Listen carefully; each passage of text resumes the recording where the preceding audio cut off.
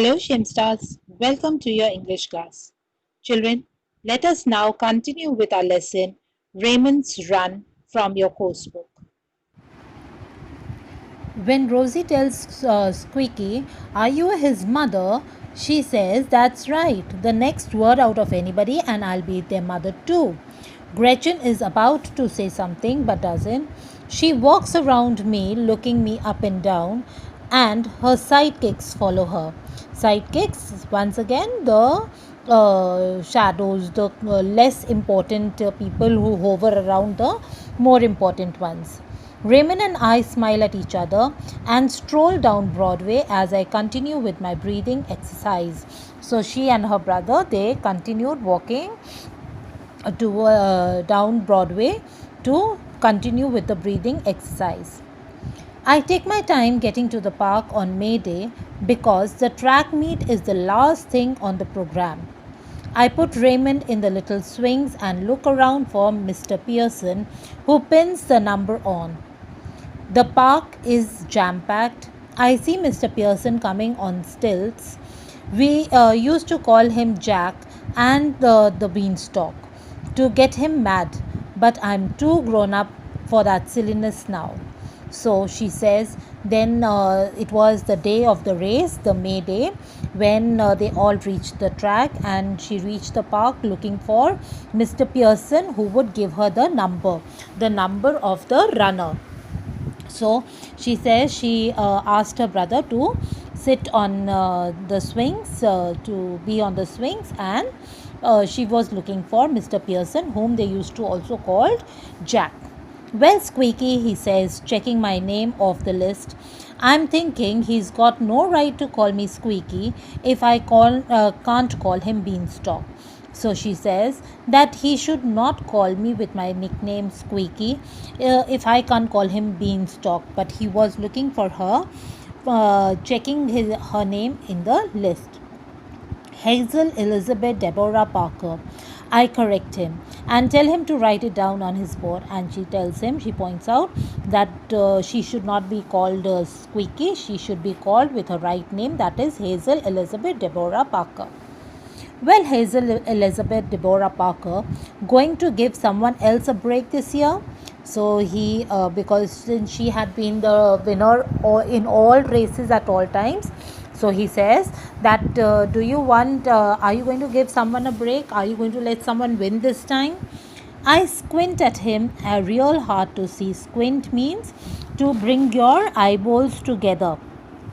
Okay, or in this, at this particular place, it means to put your eyes together to focus on someone. So she stares at him, that why is he wanting anyone else to win? Why should she really want anyone else to win?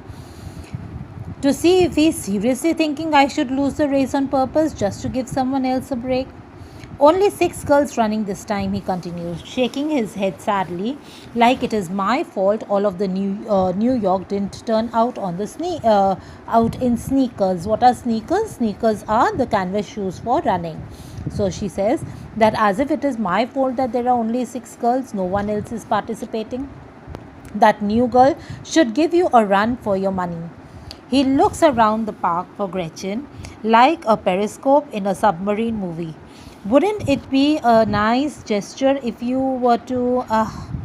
So he says there's a new girl, and then he starts looking around for Gretchen, because Gretchen was a new participant this year.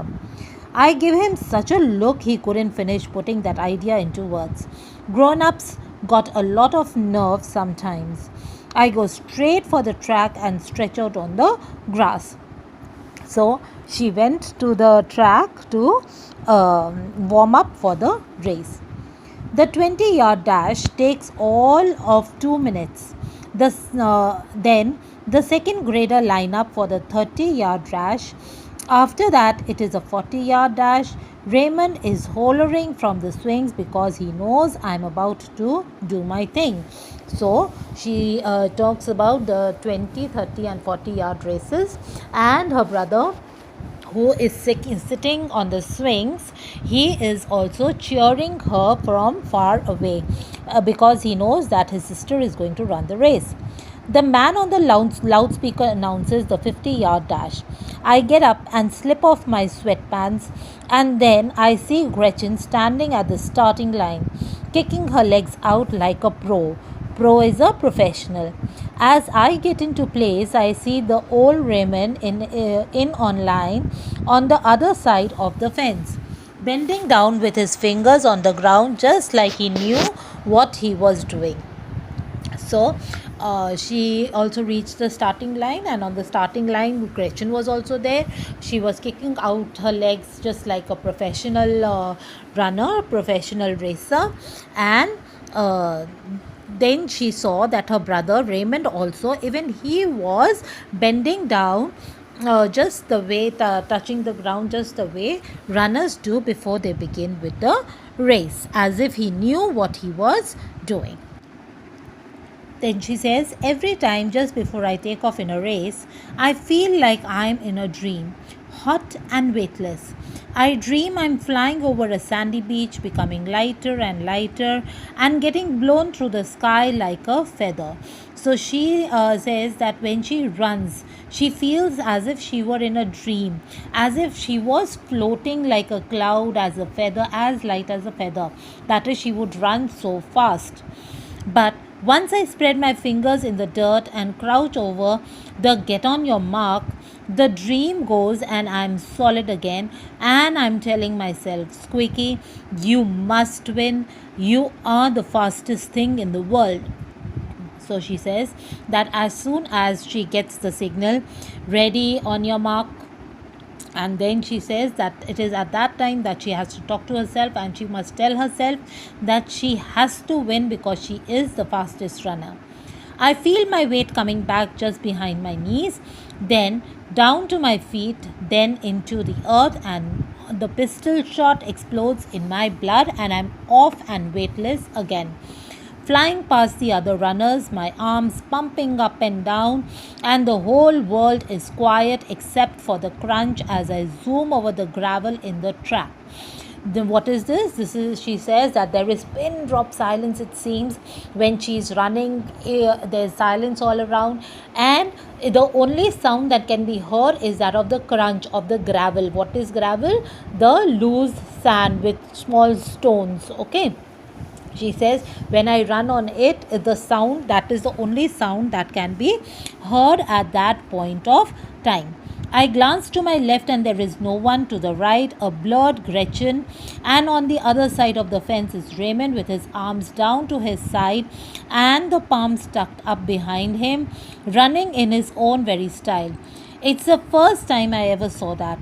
I almost stopped to watch my brother Raymond on his first run, but the white ribbon is bouncing towards me and I tear it past. So she says that when running, she glances a quick look. She looks on the left, there's no one. On the right, she can see Gretchen coming close to her, and she also observes that her brother is also running in his own way, and she's so delighted that she feels that she should stop for a while and see her brother run, but then she doesn't have time for that at this moment.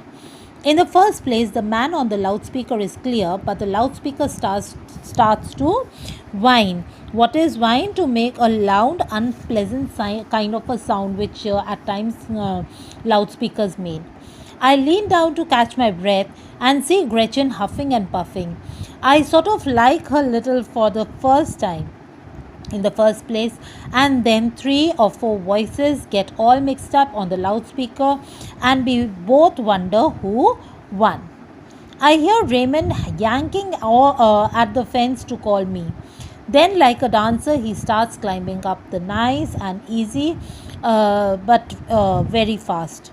And it occurs to me, watching how smoothly he climbs hand over hand and remembering how he looked running with his arms down to his side, that Raymond would make a very fine runner. So, when they are trying to make out that whose name has been announced as a winner, she observes his brother also, and she is delighted to imagine that how he was running like a trained runner. Doesn't he always keep up with me on my trots? And he surely knows how to breathe in counts of 7 because he's always doing it in at the dinner table. And I'm smiling, thinking even if I lose this race, I can always retire as a runner and begin a whole new career as a coach with Raymond, my champion. So she's so happy at this point of time that she's not bothered about her own victory. She is rather happy that her brother is doing so well. He has run so fast, and she says that that could be because he had been walking up with her every day to the Broadway. He knew how to do the breathing exercise, and he had been practicing at the dining table as well. And even if she would lose today, she wouldn't mind at all. She would become a coach and train her brother. After all, with a little more study, I can beat Cynthia at the spelling bee. I could get piano lessons and become a star. But what has Raymond got to call his own? So she says that she could give up her career in running for her brother. She can give it a try in study. She can beat Cynthia by doing well in spelling test in spell bee, and she can also get a piano lessons and become a star. But her brother can only run. As I stand there with my new plans, laughing out loud, Raymond jumps down from the fence and runs over. The men on the loudspeaker are finally announcing, in the first place, Miss Hazel Elizabeth Deborah Parker. In the second place, Miss Gretchen P. Louis.